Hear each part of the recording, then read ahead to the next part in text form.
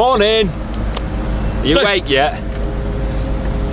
Oh, that were a bit of a wobbly night's sleep, that. When we were in Urquhart Harbour, we had to tie the boat stern only, so we used the two stern ropes and kind of pulled it in backwards. We couldn't do the side ones.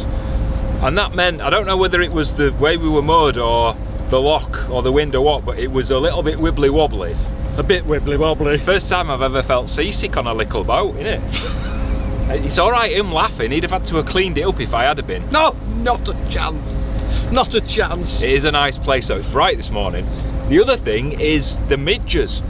Now I know about midges in Scotland because I once cycled from Land's End to John O'Groats, and so I remember them. I thought they'd have gone this time of year, but there's still a few. It's not on about today. Well, not out here. They're like the woods and the damp and the mornings and the evenings, and that's where we were. We were in the woods in the damp in the evening.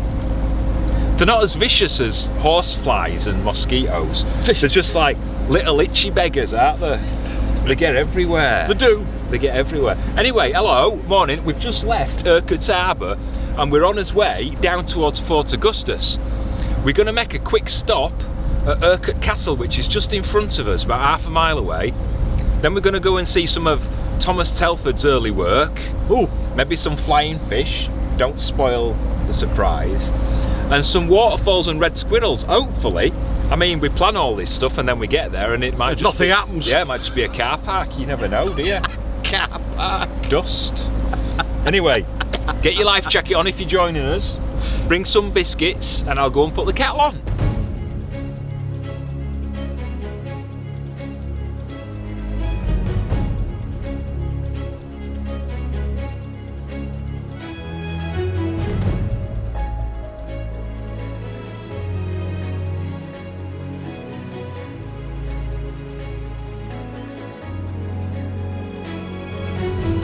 Standing, pointing out over Loch Ness with some amazing views is Urquhart Castle. It's one of the largest remains of castles in Scotland. And it was once said that whoever controlled Urquhart Castle controlled the Highlands. It's got a bit of a violent past. I like a bit of violence. Tom and Jerry. Stuff like that. I like that. Itchy and scratchy. Itchy, scratchy. Shall we go and have a look? Do you remember last week we were talking about how sightings of the Loch Ness monster dated right back to ancient times? Well, it's said that an Irish monk called St. Columba saw a monster in the River Ness back in 580 AD, and according to the ancient scripts he made the sign of a cross and banished the creature to Loch Ness, where it's been ever since, or not, depending if you believe it. Monster or not, the views across the loch are so peaceful and tranquil. It's breathtaking, but tranquil's probably the last word you'd use to describe the history of Urquhart Castle. Ever since it was built back in the 13th century, it's been a target for the English. King Edward I, or Longshanks as he was more commonly known, invaded it in the early days of the Scottish Wars of Independence, and it earned him the nickname the Hammer of the Scots. The castle's seen hundreds of years of sieges and violence and bloody battles, with Robert the Bruce and the MacDonald clans fighting for control of the castle from the crown. Finally, in 1692, the final government forces marched out of the castle and blew it up behind them to stop the Jacobite rebels from taking it back. Nowadays, it's one of the most visited castles in Scotland. About 500,000 people every year come and visit the castle and walk the ruins and learn about its fascinating and troubled history.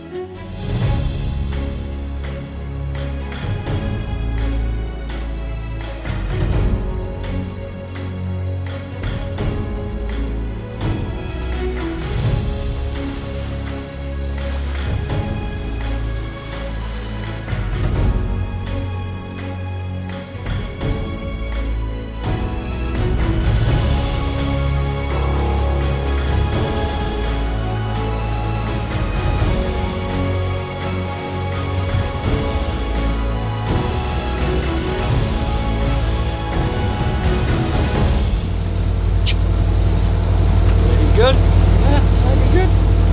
Hey, good boy.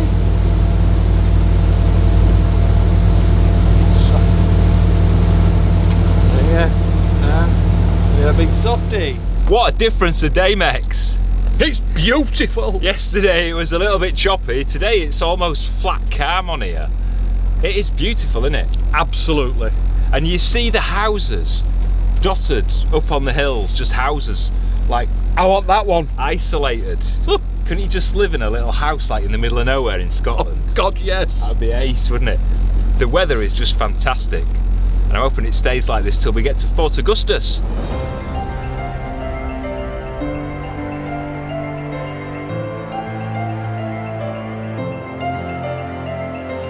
We were a bit worried at first about how Otis was going to adapt to the hire boat, whether he'd be nervous with all the water in these huge locks, but he's been really chilled about it. We moor up every couple of hours so he can, well, you know, and then we let Otis off for a wee as well. He's really a chilled dog, no anxiety at all. In fact, he spends most of the time just sat here looking out across the water, just like he's surveying his kingdom.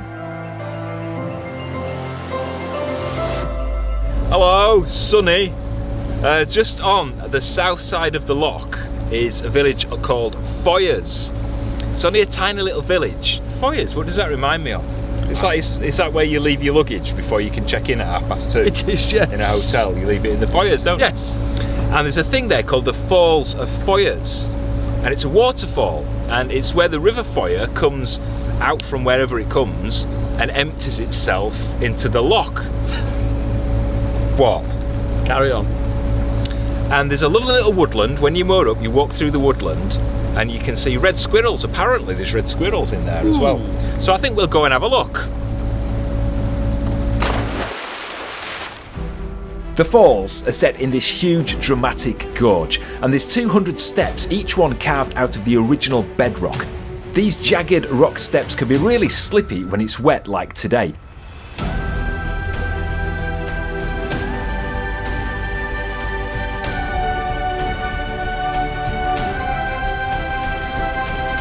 And this is the Falls of Foyers. The River Foyer comes from up there, from the top of the hills, and falls down the rocks and then out about a quarter of a mile into Loch Ness.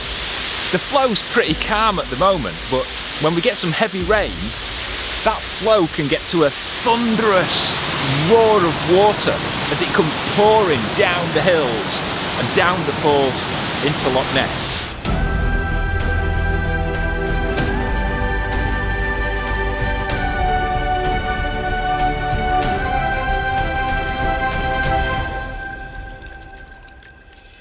Scottish poet Robert Burns visited here in 1787, and he fell in love with the place. He was so chilled and inspired that he whipped out his pencil and wrote a poem about the falls while he was here. If you look closely, you can see different lines from his poem that have been carved into stones along the footpath. Among the healthy hills and ragged woods, the roaring fires pours his mossy floods, till full he dashes on the rocky mounds, where, through a shapeless branch, his stream resounds. As high in air the bursting torrents flow, as deep recoiling surges foam below. Prone down the rock the whitening sheet descends, and viewless echoes ear, astonished rends. Dim seen, through rising mists and ceaseless showers, the hoary cavern, wide surrounding lowers. Still through the gap the struggling river toils, and still below the horrid cauldron boils. I love how Robert Burns describes the pool as a cauldron that boils. It's quite peaceful here today. There's not a lot of water coming over the falls, so the pool's not quite boiling. But I've got a feeling that with 200 steps I've now got to climb, it's me that's going to be boiling in a few minutes.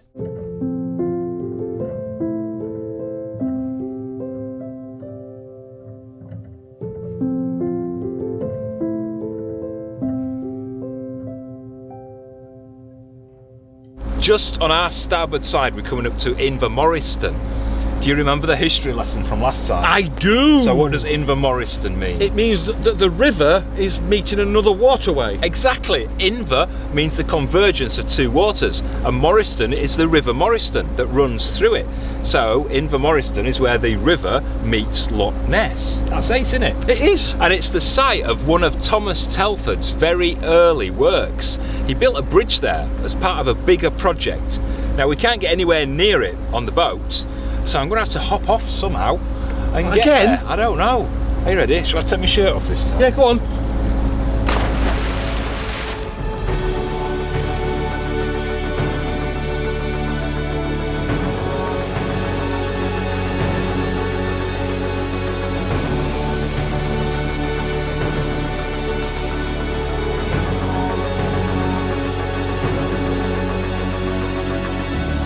I've nipped off the boat, put my weatherproof jacket on because there's a shower knocking about.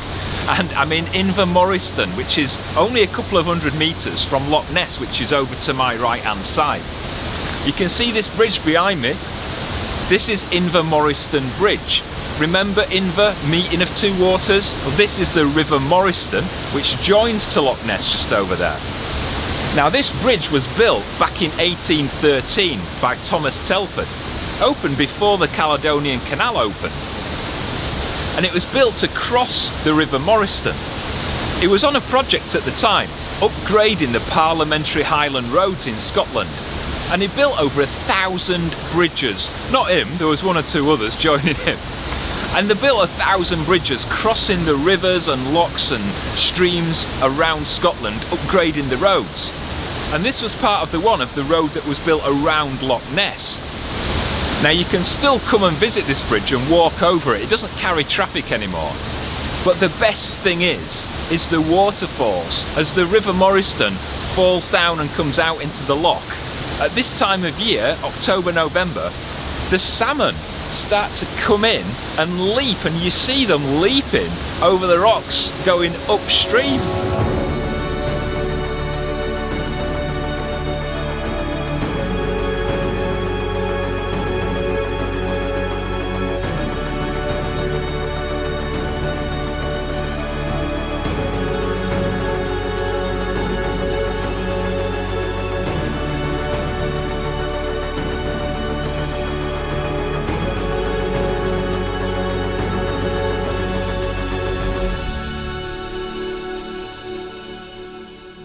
I don't think anything can prepare you for the sheer size of Loch Ness, can it? No, not at all. I mean, you read these stories about it holding more water than all the lakes in England and Wales put together. But it doesn't quite fathom in your head, does it, until you see it? Because it takes you 4 or 5 hours to get from one side to the other, and we're doing about 6-7 miles an hour maybe.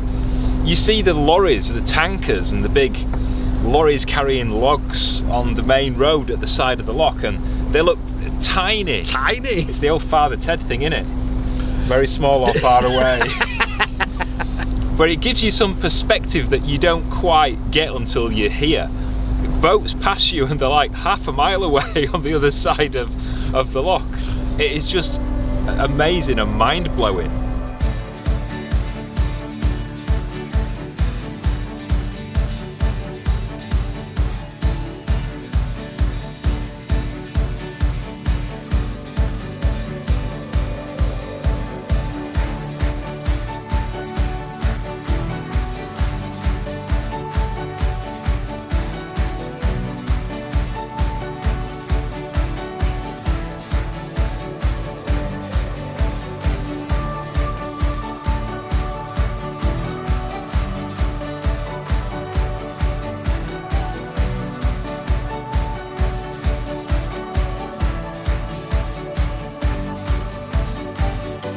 We're just coming up towards Fort Augustus, and that's where we're stopping for today. It's the end of Loch Ness. We've travelled the full 23 miles of Loch Ness. It's been an amazing journey, hasn't it? Awesome. And I wish we could have spent longer here, but it's not our boat. We've got to get it back in a few days, so we've got to do as much as we can in this short space of time. Urquhart Castle was just brilliant. And the falls and and the size of this thing is just off the scale, isn't it? It's massive. But we've got to crack on and get further down the Caledonian Canal towards the end, towards Fort William eventually, and Ben Nevis. Are we having a go up that? Oh, Fort Augustus is just ahead of us. And that's going to be a great episode next time, because there's a 5-staircase loch with a difference. You remember the Bingley 5 rise? Well, that pales into insignificance when you see the size of this thing. It's crazy. We hope you've enjoyed this episode. We've loved making it. If you have and you're not already, please subscribe to the channel. Hit the thumbs up if you enjoyed it, and if you hit the notification bell, YouTube will let you know every time we release a new video, which is... It's at 4 o'clock on a Friday. It's the only thing I know. We haven't had haggis for tea yet, have we? No, we haven't, but I'm going to the shop. And then we're going to have some haggis. Then we're going to have some haggis. See you next time. Take care. Ta-ra.